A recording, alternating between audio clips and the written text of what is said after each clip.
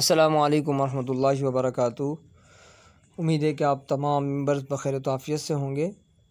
कल हमने एक वीडियो बनाई थी, उसके अंदर मुसलमानों के दूसरे मुसलमान पर 5 हुकूक बतलाए थे। उसमें से पहला हक़ सलाम का था। तो मैंने आपसे वादा किया था कि सलाम के ऊपर मुकम्मल एक वीडियो बनाऊँगा और उसके मुकम्मल आदाब ज़िक्र करूँगा कि सलाम के क्या क्या आदाब हैं।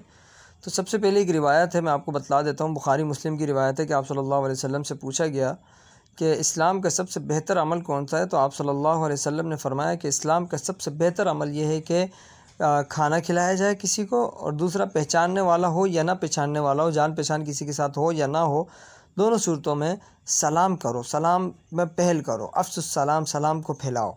तो सलाम के कुछ आदाब हैं, ठीक है। पहला अदब सलाम का यह है कि सलाम के अंदर पहल की जाए।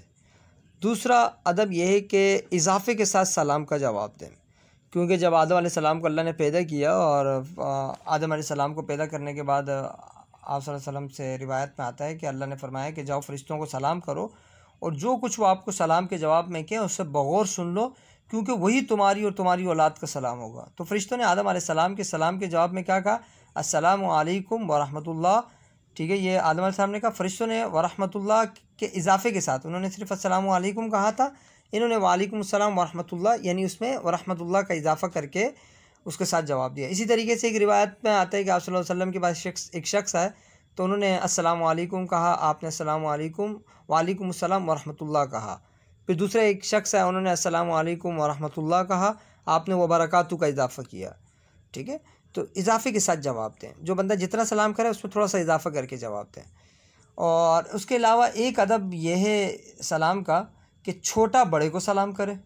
गुज़रने वाला, अगर राह में कोई गुज़रने वाला हो तो वो बैठे हुए को सलाम करे। अगर रास्ते में कोई बंदे बैठे हुए और गुज़र के आप जा रहे हैं तो गुज़रने वाले का हक़ है वो बैठे हुए को सलाम करें। सवार पैदल चलने वाले को, ठीक है, और पैदल चलने वाला खड़े हुए को, अगर कोई बंदा पैदल चल रहा है, सामने बराबर में कोई बंदा खड़ा हुआ है तो उसको चाहिए कि उसको सलाम करें। छोटी जमात अगर है और एक बड़ी जमात है तो छोटी जमात वाले को चाहिए कि बड़ी जमात को आते जाते सलाम करें। ठीक है, अगर मस्जिद में दाखिल हो रहे हैं सबसे पहले तहियतुल मस्जिद पढ़ें, फिर मुखातिब के पास आएँ और इन्हें सलाम करें, क्योंकि तहियतुल मस्जिद अल्लाह का हक़ है और अल्लाह का हक़ बंदों के हक़ पर क्या होता है? मुक़द्दम होता है।